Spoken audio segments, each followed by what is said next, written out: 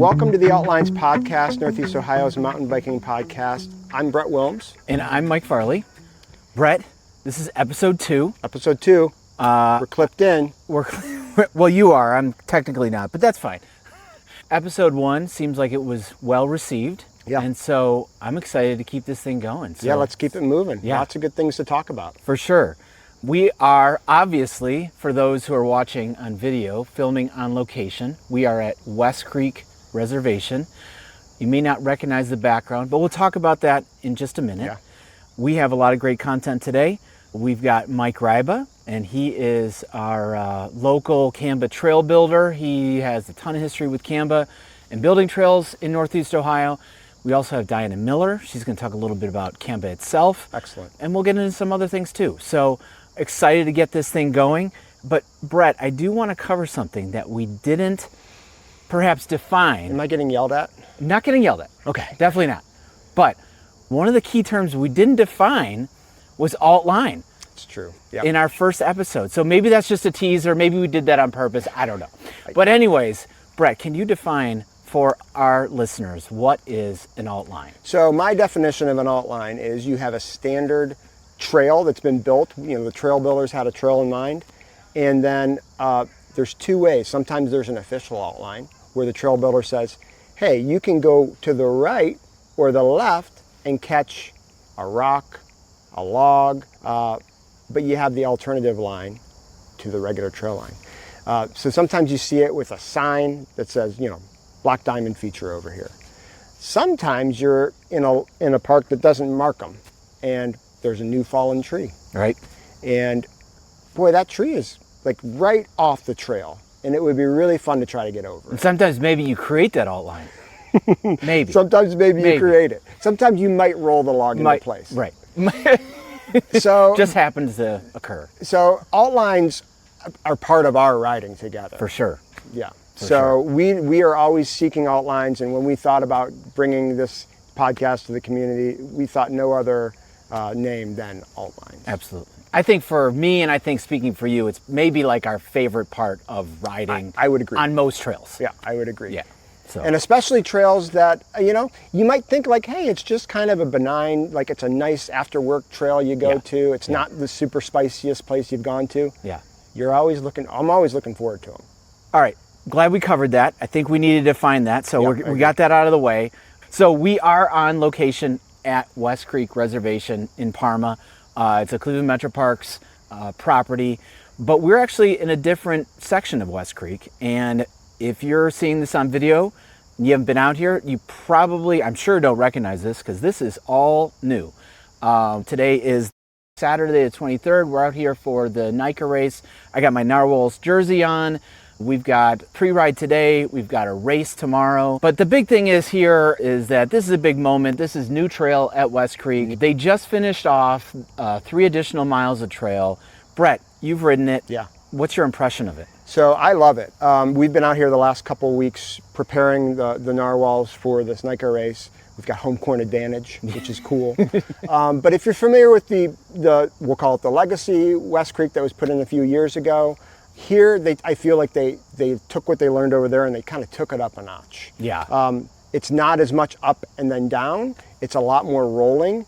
There's a lot more pumps that you can take at speed to really keep yourself going. There's actually alt lines in the trail. We're in a skills section that's built in, which is an alternative to the main line that you can just go dabble if you like to do that kind of stuff. I was just talking to Mike about this feature over here that dumps you into a rock garden. It's a tough one. I don't know if I'm going to do it. Anyhow, so there's just a lot here, and I'm really impressed with this trail system that they threw together in the last months. I know there's a lot of trail builders that have been working for months on it, and I talked to one of them last night, and it's just like, hey, you guys did an awesome job. It's really fantastic. Yeah, What for do you sure. think?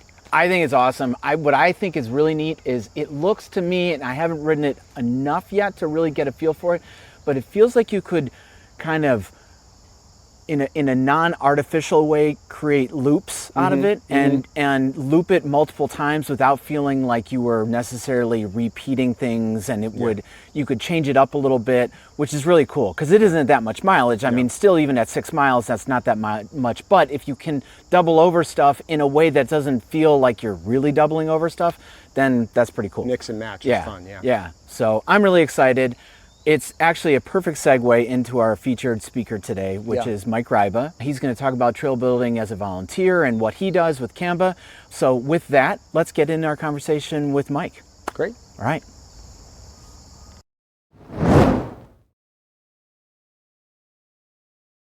Mike Ryba, welcome to the Outlines podcast. Thanks for joining us today. Thanks for having me. Mike, tell us about your position as a volunteer with the CAMBA organization, and tell us a little bit more about how long you've been involved. So technically, I'm the treasurer of the Cleveland Area Mountain Bike Association since 2001 when they first started. And so that got me doing trail days, and I just wanted to ride. And one of the things that they say, well, why did you get involved? And it's like, it started with a ticket. It started with a ticket from the Cuyahoga Valley National Park, riding illegally because there were no mountain bike trails in northeastern Ohio, and I was riding on the Buckeye Trail. And it wasn't the first time. And it was like, I love mountain biking, and I shouldn't have to break the law to do something that is very healthy and good. And so that's why I got involved with CAMBA and started saying, let's build trails if there are no trails. That's wow. Awesome. Yeah, it's great. That's an interesting story. Yeah, for sure. So you've been involved since 2001 as treasurer, but more recently, it sounds like you've done a lot more as a trail steward. Can you tell us a little bit about how you got involved as a trail steward and the type of work you do in that position? Sure. The previous trails director stepped down, and there was an opportunity to get more involved. I had always been the guy that showed up on the weekends during the trail days and did some maintenance in the summer, weed whacking, things like that. But then as there was a position open in that, I got more involved with actually being a trail steward for the West Branch trails as well as Big Creek when that became available for us to build a trail in Chardon. So I know you personally, and I know you spend a ton of time out there building trails. What drives the passion for it? Well, to me, it's like part of being a steward. Like it's like your own house. And just like if you rented, you weren't very happy with the landlord and how they maintained it and what they thought was good enough for you. And here with mountain biking, you have an opportunity to take the tools in your own hands and make a difference and make it the way you want it to be, not the way someone else thinks is good enough for you. And so that's what motivates me to have the best trails in northeastern Ohio, because I want to ride them. So tell me what a trail day looks like. For somebody that's never been to one, can you kind of give us a picture of what a work day would look like? Sure. So typically we start at 9 a.m. CAMBA provides all of the hand tools that we would use and wheelbarrows and any kind of other equipment that would be necessary. And we go through a little safety talk and welcome, a little idea of, hey, this is what we're going to be working on. And typically I try to finish by 12:30 so that we can have a lunch. And, I like to kind of pay them with food because we're not paying them. Everyone is volunteer. But if it brings a few more volunteers out, that's all the better. I know that I've personally come out for Mike Ryba's lunch.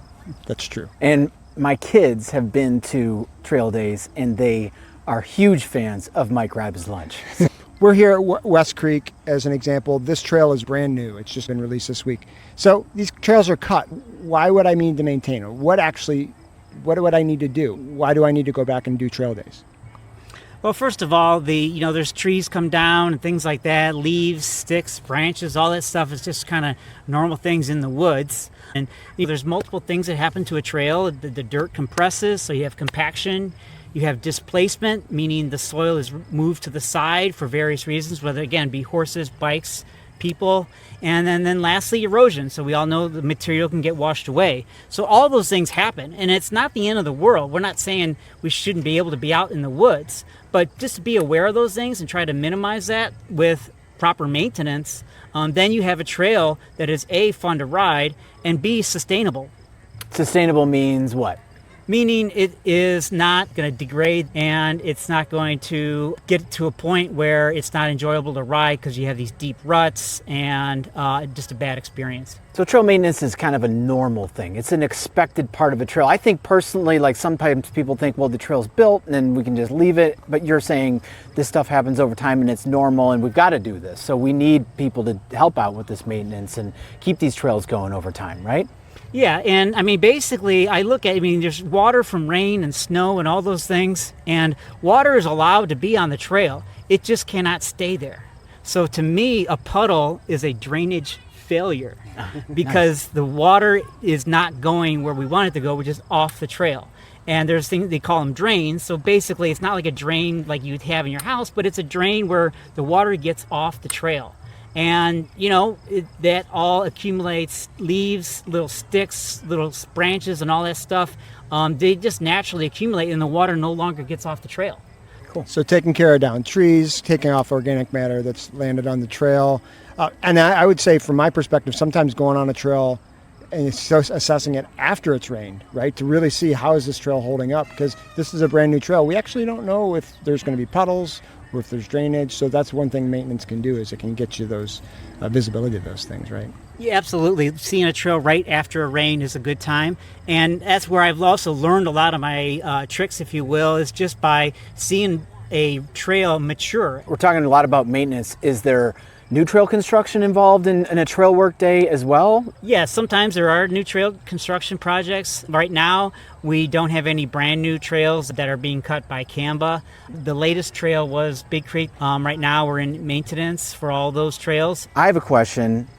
Trail work is often done in the wintertime, and I don't think many people necessarily realize that. Why?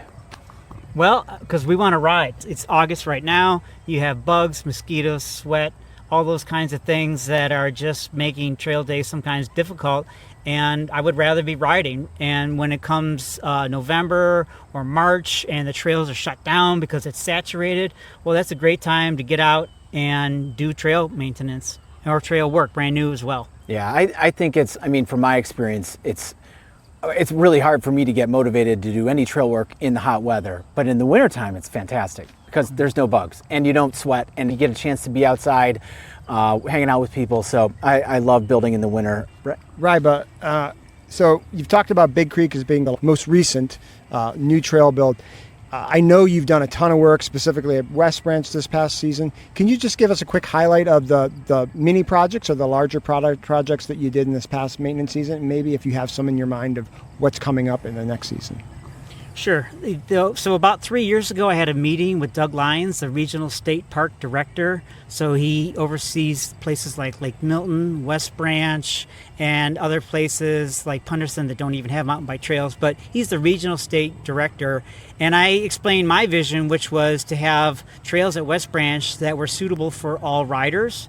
I thought West Branch needs basically an easier option for people who do not want a more intermediate and advanced experience. And Doug Lyons got behind that initiative.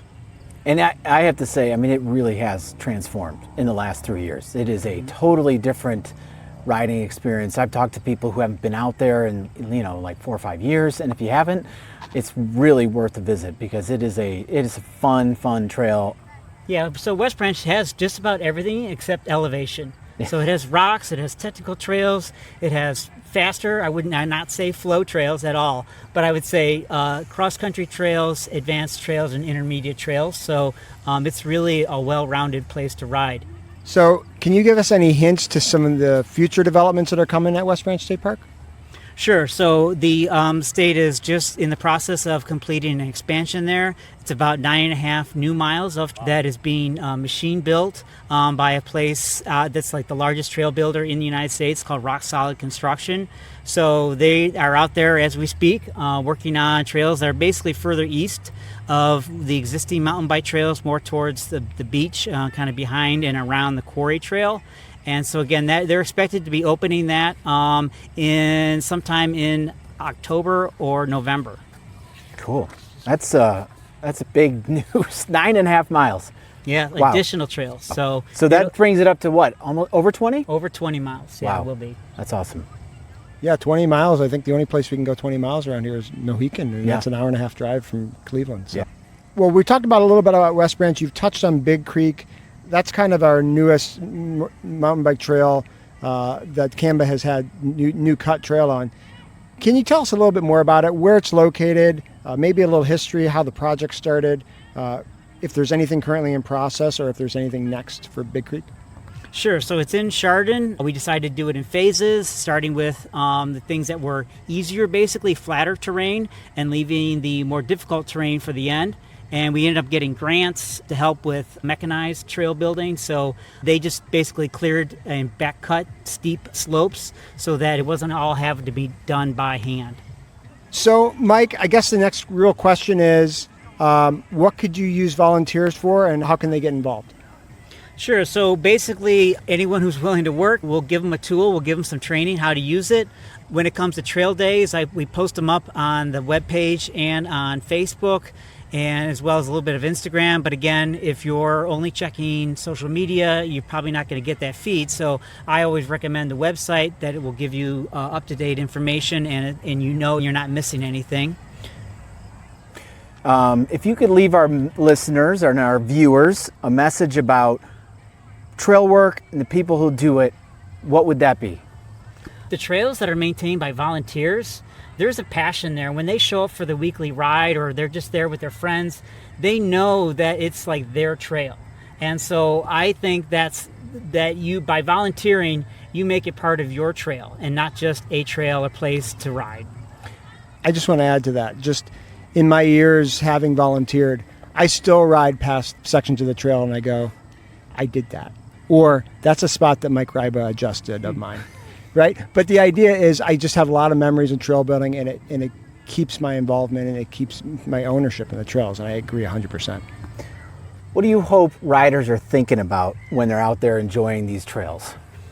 That's a good question. I think they should be focused in on enjoying it and seeing how they can be a part of like recreation. Our parks shouldn't be locked off from people, but we also need to be cognizant of the environmental impact. So this is a perfect compromise between having a park that's a natural resource, but it's also a place that we can have recreation. So be grateful that we have it. And back in 2001, Northeastern Ohio was not a place to be a mountain biker because there was no trails. Yeah. And now we could say Cleveland and the Northeastern Ohio area is an excellent place to be a rider. Yeah.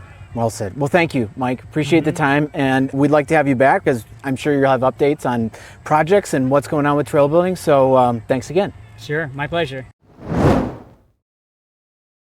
We're joined now by Diana Miller, president of CAMBA, our local mountain bike organization, Cleveland Area Mountain Bike Association. Diana, thanks for taking your time to be with us today. Hi, Brett. Thanks for having me. It's great to see both you and Mike here this afternoon. Mike, we've got Diana here. We've got an opportunity to ask her a bunch of questions. Yeah. Did you have some things on your mind? Yeah. So, Diana, I'm guessing it's been a busy season since it's summer. Yes, for CAMBA. Absolutely. Maybe you can give us a quick rundown of what CAMBA's been up to this summer. And Sure. We've been kind of battling the weather. I'm sure you guys are both aware, right? It's been it was an interesting spring, we'll say, right? Very wet. But yeah, now that the season's rolling, I think things are great. The club itself this season has really been focused on supporting the trails, the local trails here in Northeast Ohio. CAMBA has been the last several years really focused on supporting with monetary funding for various projects that the trails have going on for the spring and summer seasons. And we saw on the website there's been a ton of group rides. How's that been going? Yeah, group rides have been kind of, again, hit or miss because of the weather, right?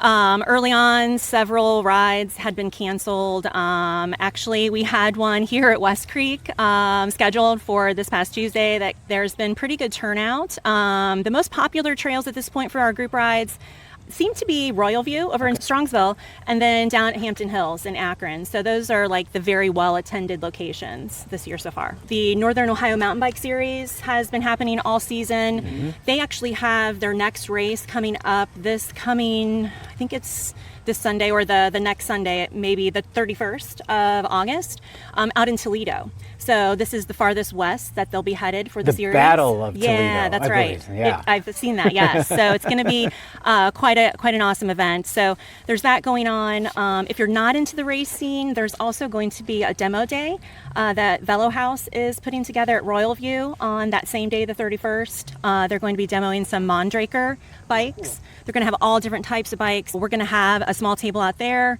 CAMBA is, so if you're not at the race, feel free to swing by, demo a bike, and and if you're part of the community that hasn't gone as far as to join CAMBA yet, we'll have have an ability to have you sign up and join that day as well. So it was really cool how you mentioned that there's a demo day coming up. We don't see those too often around here. I can't remember the last time I went on a demo day, but maybe I'm not quite as aware as I could be.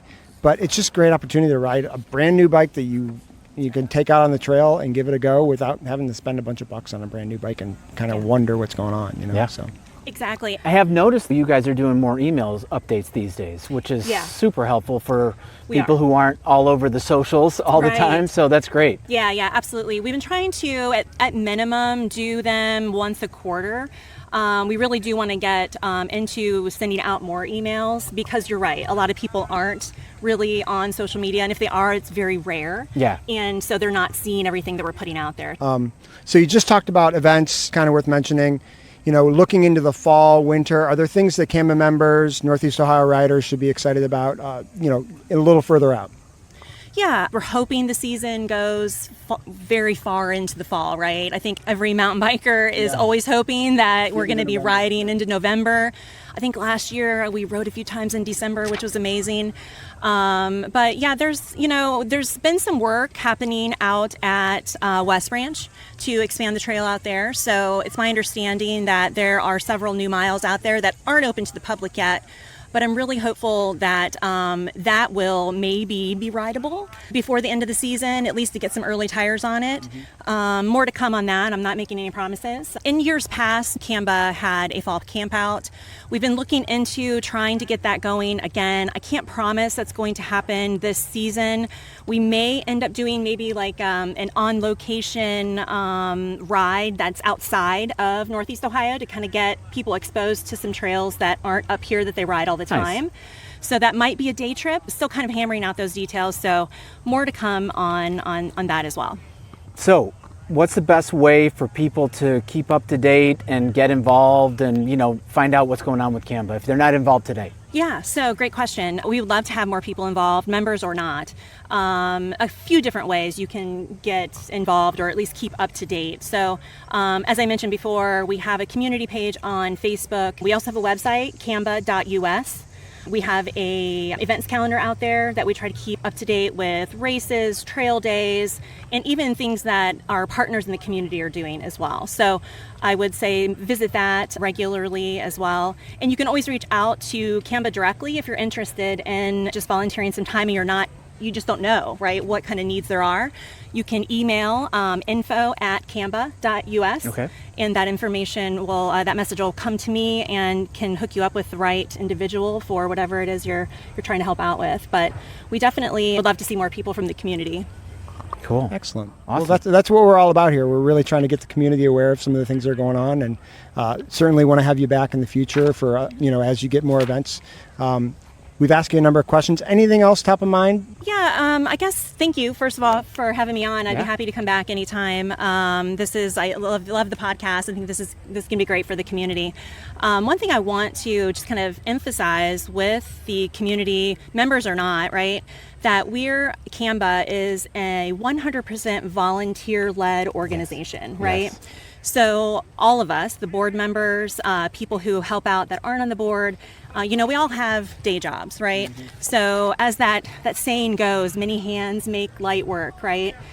We would love to increase our membership. We would love to increase our exposure into the community, right? So, having more volunteers that can help with all of that is only going to help us achieve those goals as well. So, and then also, I know a lot of people are always wondering, where does my membership dollars go, right?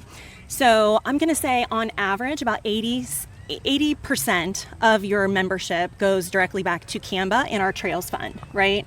So our Trails Fund, we're giving that money out to, like I said earlier, local trail organizations that are maintaining and managing those trails. The bigger the footprint that we have, the more money we get, the more money we can give out. Excellent. Well, thanks again. Yeah. We'll have you back soon. Sounds awesome. Thanks, guys.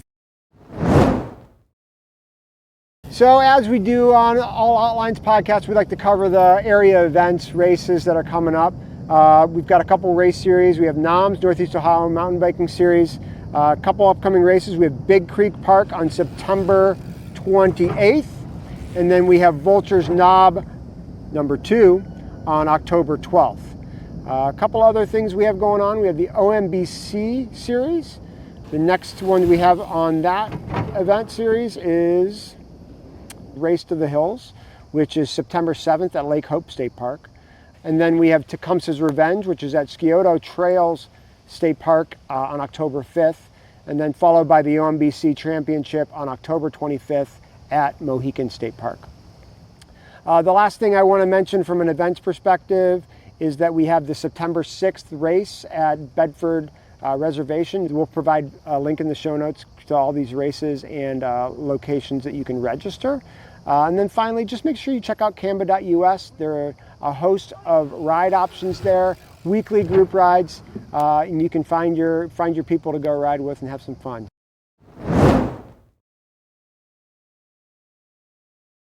Mike, we just finished a full weekend of riding at West Creek as part of the NICA event. And I have to say, I really enjoyed the trails there. I enjoyed the event. I'm looking forward to it next year. Yeah, it was great. It was really cool. It was so great to see NICA here in Cleveland. We had phenomenal weather. My kids loved it. A lot of kids seemed like they really enjoyed it. Really positive reviews from people from all over, because we had Columbus people, Cincinnati people, and so forth. Yeah, I can't wait for the next year. I think it's going to be awesome. Yeah, me too. I think that's where we rode most recently, but I heard that you had a kind of a big riding adventure recently. You want to care to tell us about it? Where did you go? We, as a family, went to Quebec City. Okay. Did everybody ride? I rode, my son rode, my daughter rode, my wife did not ride. Okay, but she doesn't ride that much anyway. She doesn't, so. No. Yeah. So that great. Sounds like there was family options for you there. There was. It was terrific. We rode a total of 4 different areas. We did a place called Sentier du Moulin, which I'm going to butcher the pronunciation. I'm not French, so SDM, we'll call it that. We rode Mount St. Anne, which is the site of the final UCI Mountain Bike World Cup. Okay. We rode Les Massifs, which is just 20 minutes from Mount St. Anne, like down or I guess going out towards the Atlantic on the St. Lawrence. And then we rode a local area. I call it local, but honestly, for most places, it would be destination worthy. Yeah. So we rode there as well. But yeah, so SDM, yep. Les Massifs, yep. Mount St. Anne, and then local place to be local named. Place, forget the name. Okay, Quebec City area. Right.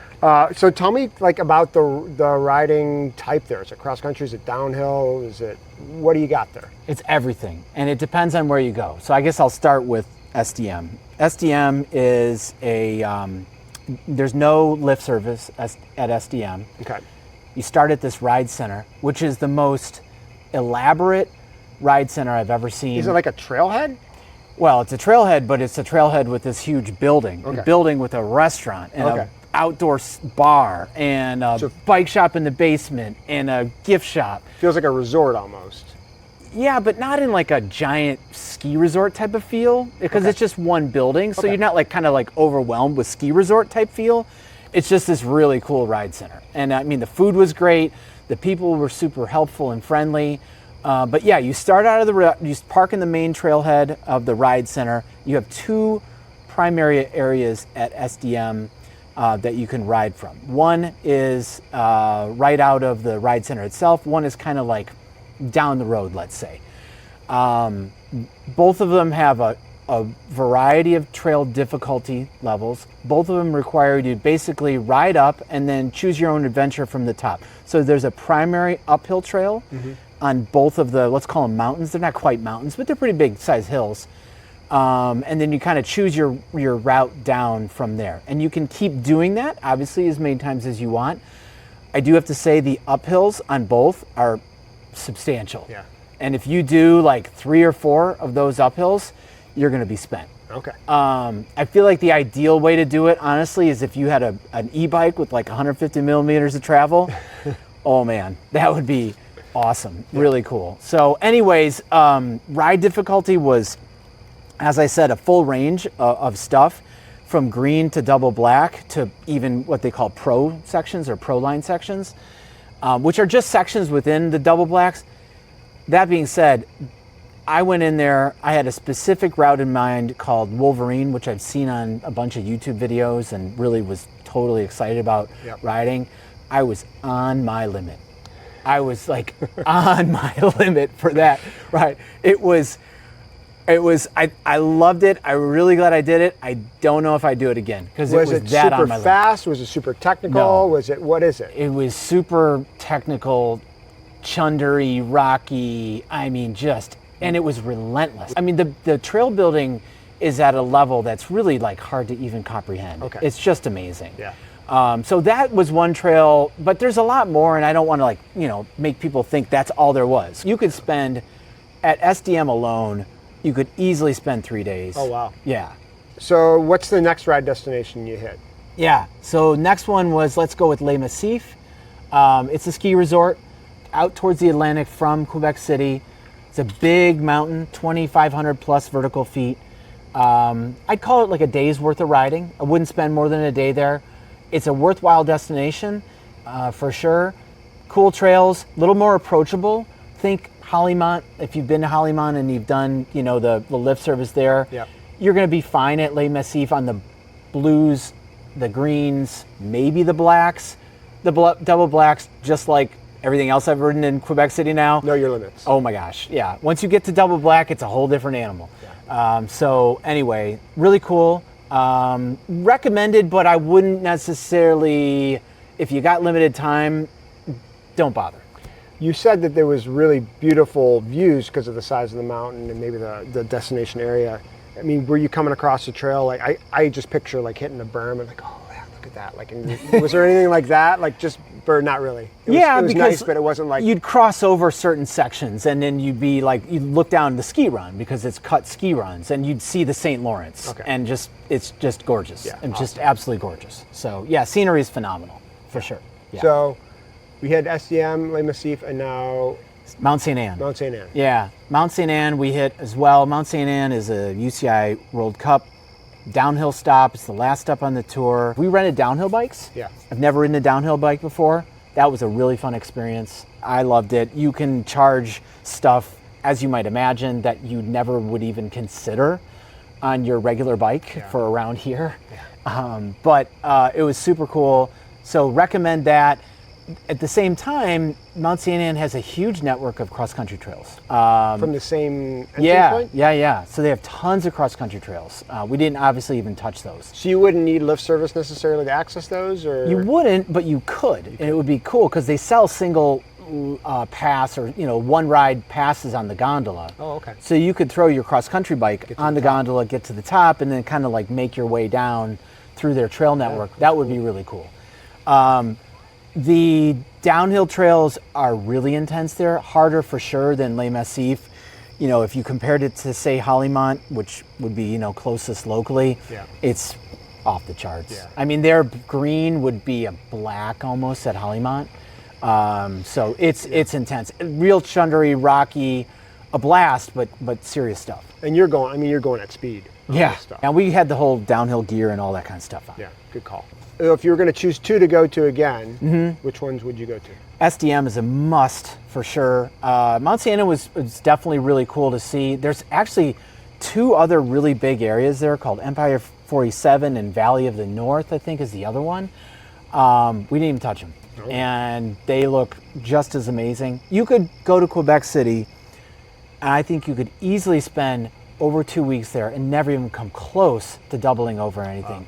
If you were strategic about it, you could spend even longer there and just, maybe rewrite a few of your favorites and still just never double over anything. It is a vast amount of trail. That's one of the things I love about traveling to different areas, is because you get an expansive idea of like what's actually out there, and you go, how can I actually get through all this? I've gone places and it is on my list. I'm going to get through absolutely every single thing I can, and I still can't, right? Unless you have a lot of time. Yeah. So it's really cool to be able to have repeat trips to the same place and stuff. Yeah, and we were there for a full week, and so we did 4 days of riding and scratched the surface. Yeah. So you were there for a week. Yep. Just as an American going to Canada in a French-speaking area, did you have any trouble that way, culturally? Everybody we ran into pretty clearly spoke some English. Yeah. Most people spoke a fair bit of English. I would always open a conversation with bonjour, hello, and then they would just immediately switch. Which is very polite. Right. I'm a very polite person. I've noticed that about you. Anyway, I would open it that way. That worked everywhere. Awesome. I mean, like everywhere. Gas stations, you name it. Worked fine. Is there anybody you'd want to invite next time? Maybe. Okay. Maybe. I got my passport. So. Well, cool, Mike. I'm glad to hear where you've been riding. That concludes this episode of Alt Lines Podcast. Yeah. And we'll catch you guys out on the trails next time.